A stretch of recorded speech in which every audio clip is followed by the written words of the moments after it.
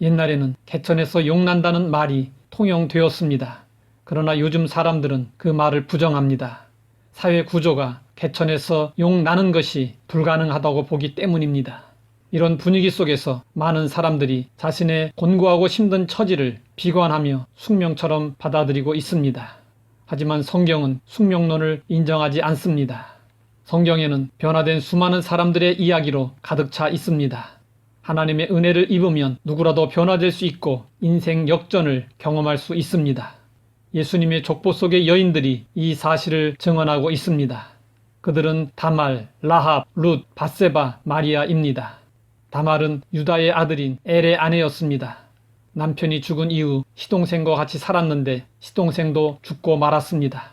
시아버지 유다가 자손을 이을 수 있도록 조처하지 않고 외면하자 다말은 창녀로 변장하여 시아버지를 유혹함으로 아들을 얻었습니다. 라합은 가나안 땅 여리고의 기생이었습니다.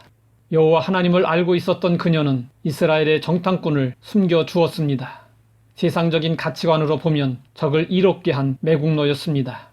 룻은 이방 땅 모압 여인으로 과부로 지내다가 보아스와 재혼한 여인이었습니다. 우리아의 아내로 소개되고 있는 밧세바는 남편이 전쟁터에 있을 때 불륜을 저지른 여인이었습니다. 마리아는 요셉의 아내로 정원 중에 성령으로 잉태하여 예수님을 낳았습니다. 유대인들은 모계를 무시하기 때문에 일반적으로 족보에 여자들을 기록하지 않습니다.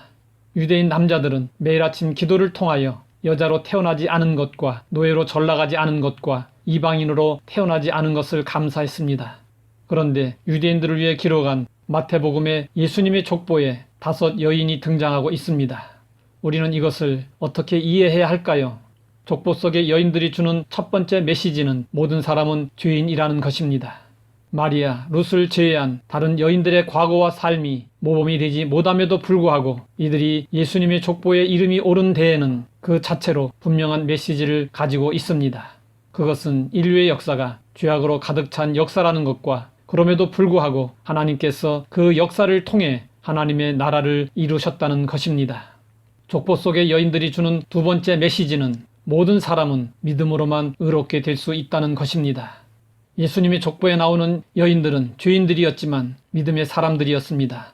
다말은 그의 행실로 본다면 부도덕했지만 유다 집안의 장자를 낳아 메시아의 혈통을 이으려는 그의 믿음이 가상했던 것입니다. 기생이었던 라합은 믿음의 선진들을 열거하고 있는 히브리서 11장에도 등장하고 있습니다.